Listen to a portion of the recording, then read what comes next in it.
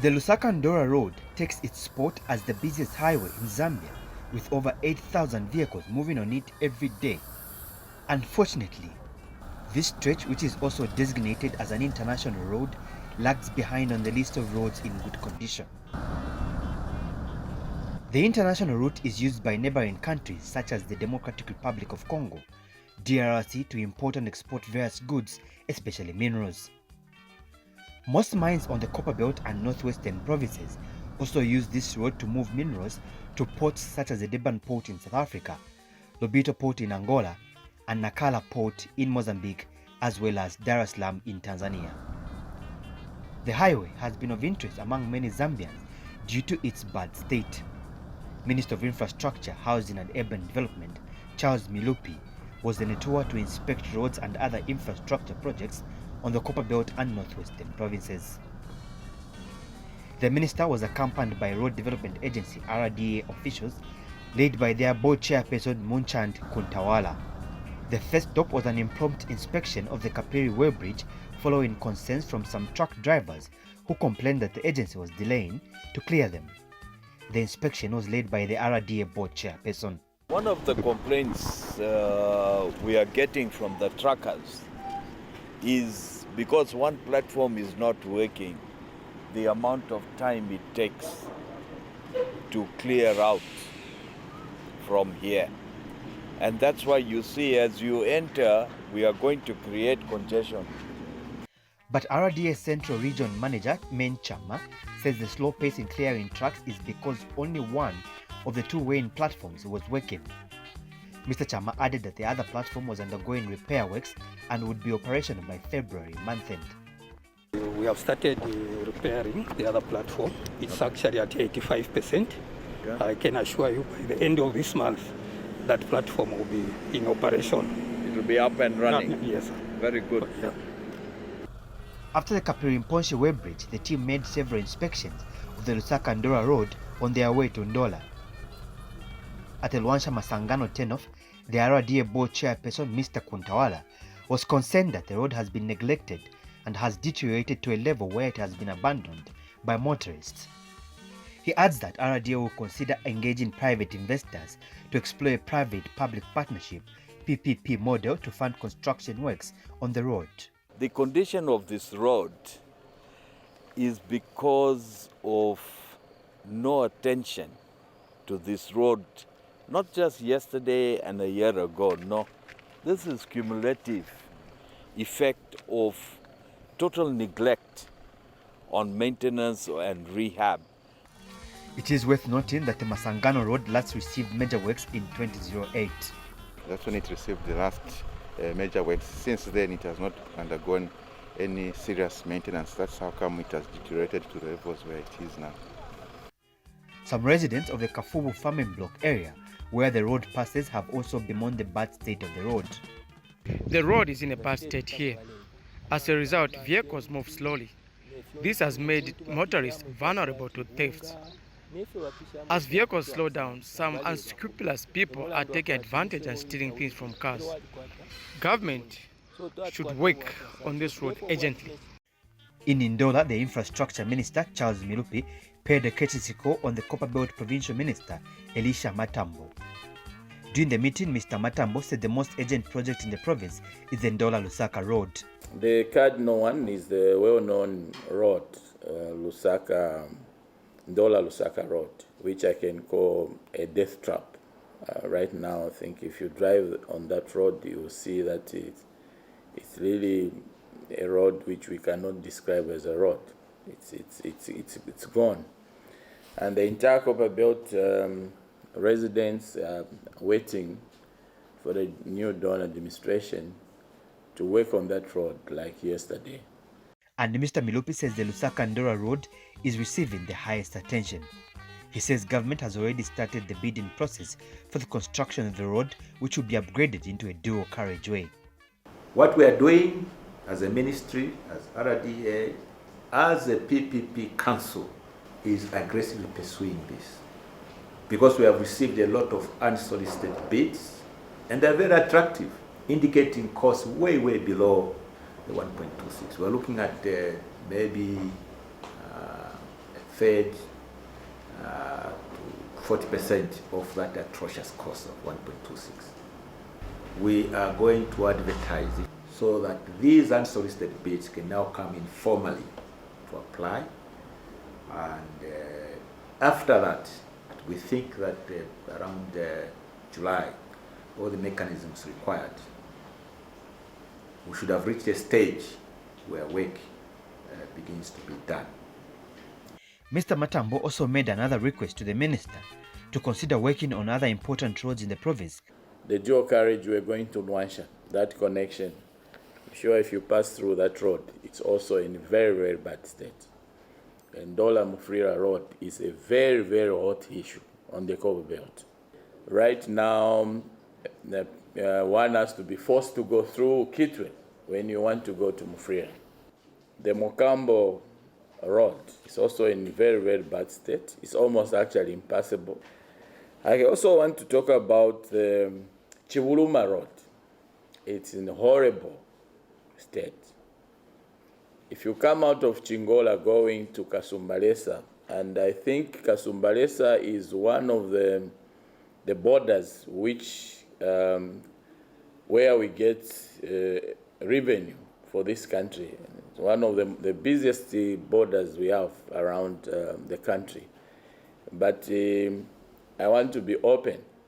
If you went on the other side of our friends, DRC, and see the condition of the road and the condition of the infrastructure that side, I think you'll feel that pain. While still in Ndola, the infrastructure minister also checked on the presidential lodge. The lodge is in unkept condition with overgrown grass dominating the surroundings. The road leading to the presidential facility is not in a good condition either. Mr. Milupi and his team further inspected other roads used by heavy-duty freight trucks in the city. Later, the minister and his entourage proceeded to Kitwe, where they inspected the Chivuluma Road. The Chivuluma Road is an important bypass which diverts heavy-duty trucks from the Kitwe Central Business District (CBD) into Kalulushi and joins the Kitwe-Chingola Road. You can see the steep gradients. Yes. Plus a lot of heavy traffic, a lot of trucks. Yeah. So that will put a lot of strain on your base and your running surface. So this is not an ordinary tar road. Yeah. We need to take into account the type of traffic which is moving on it and the gradients. The responsibility of government to make sure that this road is passable. Okay. And that's why we're talking about very high quality road that takes into account the conditions that we have witnessed. The same day, the minister inspected the Mflia Mokambo Pedico Road. Because when there are flash floods that happen, this road, like the other place we mentioned, gets cut off and you have to wait for the water to drain. And the first thing that will happen when you get a contractor back on site is to attend to these two drainage sites. Yes. Yes, sir. No money has been released. Because there's no contractor to release it. That's correct. So how soon can we quicken the process? Because as the consultant is saying, it's an emergency. So how quickly can we short-circuit the process so that the money is released, the contractor is put on, whichever contractor will put on, so that we effect relief on this road? In a fortnight's time, we can do the paperwork for the variation instruction, isn't it? And the rains are going to get worse. We don't have 2 weeks to push paperwork. These things done quickly. Yes, we will shorten it to like 10 days, beginning now. We'll shorten it. But what's taking even 10 days? This is the question about what's taking 10 days? People are being cut off. We have a contractor who is ready. We have money. So what's taking 10 days? Like the Honorable Minister is saying, it's an emergency.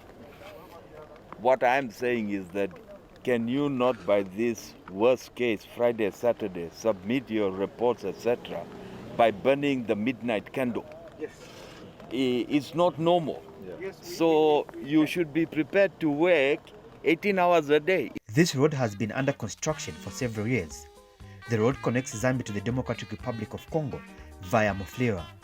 It also connects the Copperbelt province to Luapula province through Mufulira and Chembe districts. We are asking the government to work on the Mokambo road. It is in a bad state. Our vehicles are stressed as a result of bad roads. To make matters worse, this road gets waterlogged whenever it rains. Let them work on the drainage to free the water. The next stop was in Chililabombwe at the Kasumbalesa border. Despite being one of the busiest borders in the country, infrastructure at the international crossing point is in a deplorable state.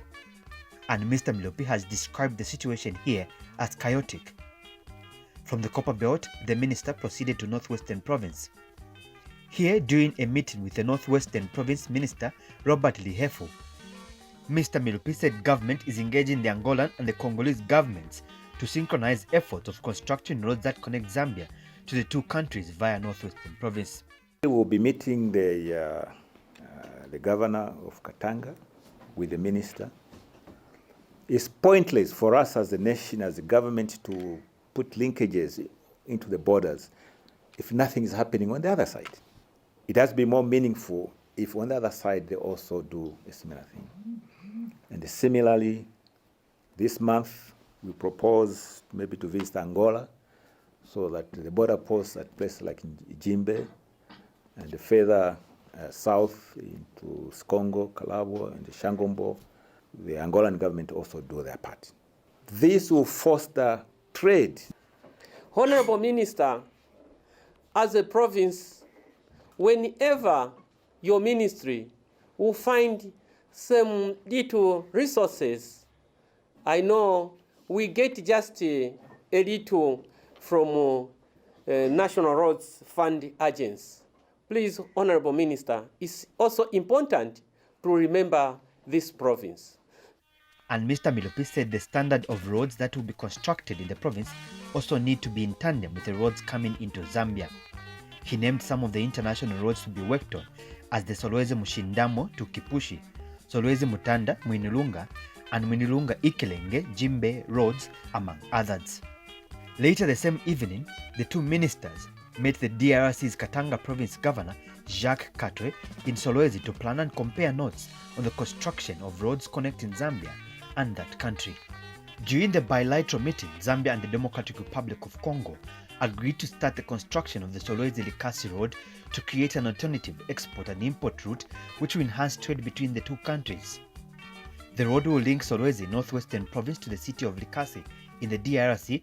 Zambia and the Democratic Republic of Congo share the longest land boundary of approximately 1,930 kilometers. Because of this linkage between our two countries, we must strengthen economic and trade ties through improving road network connectivity, especially critical economic roads. And Mr. Milupi says the Zambian government and their Congolese counterparts want the two countries to communicate and trade seamlessly. I wish to echo the New Dawn's government's commitment to strengthen further the bilateral relations between the people and government of the Republic of Zambia and the people and government of the Democratic Republic of Congo. The bilateral relations between Zambia and the Democratic Republic of Congo are cordial, and Zambia values our economic ties developed over many years. Katanga Province Governor Jacques Katwe said a pre-visibility study indicates that works on the 217 kilometer stretch will be done in 2 years. Mr. Katwe says the decision to embark on the project is a huge milestone, as more than 14,000 trucks will be diverted from the Kasumbalesa entry point, which is currently congested. With regards to the flux of these import and exports at Kasumbalesa border post, which goes for strong demand of vehicles when importing and exporting, creating at times long queues of more than 5 kilometers on either side of the border. There is need to find an alternative way of trying to remove these congestions. He says once complete, the road will further facilitate for the attainment of some of the United Nations UN Sustainable Development Goals (SDGs), such as the alleviation of poverty and hunger. Mr. Katwe further thanked the Zambian government for facilitating for other peripheral services, such as the connection of electricity from Zambia to that country. Advanced studies have already carried out between the National Electricity Company of the Democratic Republic of Congo and ZESCO of Zambia in order to carry power from Solwezi to cities of Great Katanga area. This project, supported by SADC and the African Development Bank, will allow to put electricity in my province in more than 17 villages. And before returning to his country, Mr. Katwe accompanied Mr. Milupi to inspect the Solwezi Kipushi Road. The Katanga governor traveled back to his country immediately after the tour of the road. Meanwhile, Mr. Milupi and his team proceeded further on the road, which has been under construction. The contractor has been making an all-weather gravel road. While on this road, which connects Solwezi to the DRC via Mushindamo district using the Kipushi Road, the crew found some Mushindamo residents attempting to free a light truck stuck in the mud on a section of this road. Chieftainess Chikola and Chief Musaka of the Lamba people of Mushindamo said the scenario is common in their area.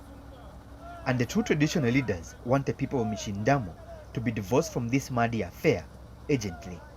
If I'm touring the chiefdom, I have to go to Solwezi. For me to come to Chiravombwe, again come in the same chiefdom.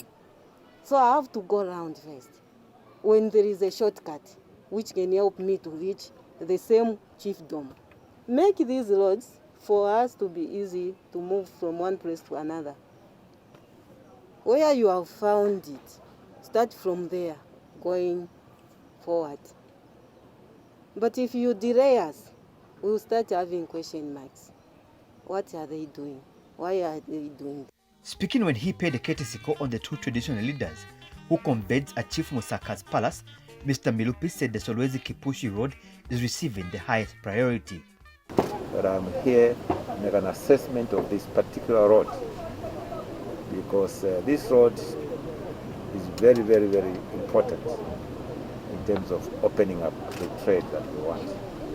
And not only this road, but also a border post, a proper modern border post when we are finished, so that that trade can be more formal, to create wealth for the country and for the individuals. The two traditional leaders also asked Mr. Milupi to help them sort out issues surrounding the establishment of the Central Business District. I'm appealing to the president because I'm hearing, no, you can't decazette here and there, you can't decazette here and there. If you can't decazette here, are we going to be deprived of having a CBD just because the colonialists had declared our lands to be forests? This area, Mushindamo, was declared at the same time with Kalumbila. But if you go to Kalumbila, it is something else. Here we are still lagging behind. Thank you for your coming. As a minister, seeing for yourself, hearing for yourself, first-hand information. And while at the Kipushi border, the minister pledged to ensure that the facility is upgraded to international standard. The next inspection was the Solwezi Mwinilunga to Jimbe Road. The Solwezi Mwinilunga stretch is a bumpy ride. Not even the agile four-wheel drive vehicles are guaranteed a smooth ride here.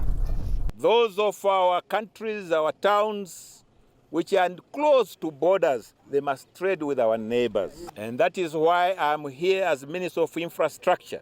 In order for you to trade, you need a good road that takes you to the border. At the border, you require a modern border post. The infrastructure minister proceeded to check on the Mwinilunga Jimbe Road that connects Zambia to Angola via Ikelenge. While on a section of this road, which has developed deep trenches, the minister was not amused that the Road Development Agency had not attended to the emergency despite an instruction from him. When I, as a minister, tell you there's an emergency, it must be worked on as an emergency. From 2 months ago, funds have been released. An emergency like this is not attended to because someone is setting their own priorities somewhere else. And at the Jimbe border, the minister said the crossing point will be upgraded in order to open up this part of the country to Angola. I decided that I and my delegation, especially the board chairman of RDA and the officers of RDA, must reach this place to indicate clearly, if there was any doubting Thomas anywhere, that the government, the New Dawn government, is serious about constructing a road that reaches this place. We have an economic comparative, especially in Congo, whereby 35, they have done the road 35 kilometers from Mikeleng. So, and they're opening the road, the mine. So if the mine is opened, that means the trade system will be easily, then we will have our goods and services delivered to the new mine. And Mr. Milupi says money from toll gates on roads that will be constructed by private partners will be shared with government during the concession period. Mr. Milupi, who is also the vice chairperson of the Ministerial Committee on Private-Public Partnerships, PPPs, says government wants to do things differently and will soon determine what percentage of the toll fees will be paid to the treasury. The infrastructure minister said this in Mwinilonga when he checked on the 100 kilometers Mwinilonga-Kambimba road. The road branches off from the Solwezi-Mwinilonga road and connects Zambia to the Democratic Republic of Congo, DRC.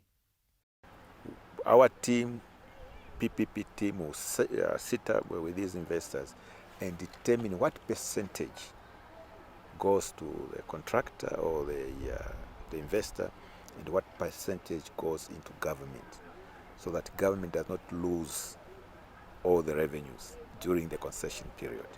The on-site inspections are meant to provide the minister and his team first-hand information for proper planning and execution of projects.